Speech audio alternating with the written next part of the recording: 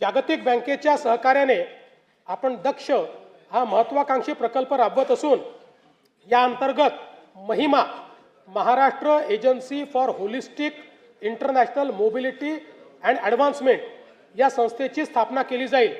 या माध्यमातून आपल्या तरुणांना परदेशातील नोकऱ्यांसाठी आवश्यक भाषा कौशल्य प्रशिक्षण आणि आर्थिक मार्गदर्शन दिले जाईल।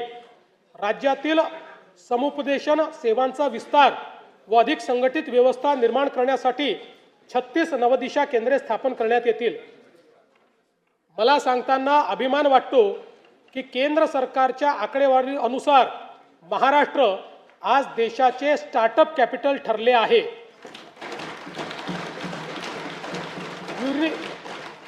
युनिकॉर्न्सच्या संख्येतही आपलेच राज्य देशात प्रथम क्रमांकावर आहे।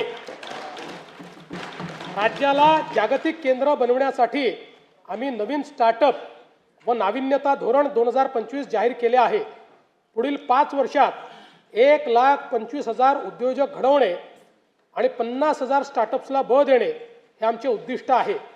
तळागाळातील नवोद्योजकांना आर्थिक बळ देण्यासाठी आपण मुख्यमंत्री उद्योजकता महाफंड स्थापन करत आहोत। यातून निवडक स्टार्टअप्सला थेट आर्थिक मदत दिली जाईल। या उपक्रमाअंतर्गत 50 सर्वोत्तम स्टार्टअप्सची निवड केली जाईल। त्यांना त्यांचे नाविन्यपूर्ण प्रकल्प शासकीय विभागामध्ये राबविण्यासाठी 25 लाख रुपयापर्यंतची कामे निविदेशिवाय थेट दिली जातील। चर्मकला डिझाईन व उत्पादन अद्ययावत केंद्र बांद्रा मुंबई येथे स्थापन करण्याचे प्रस्तावित आहे। यामध्ये नाविन्यता आणि उद्योजकता केंद्रासह सर्व सुविधा असलेली बहुमजली इमारत बांधण्याचे प्रस्तावित आहे। आदिवासी जमातीतील युवांना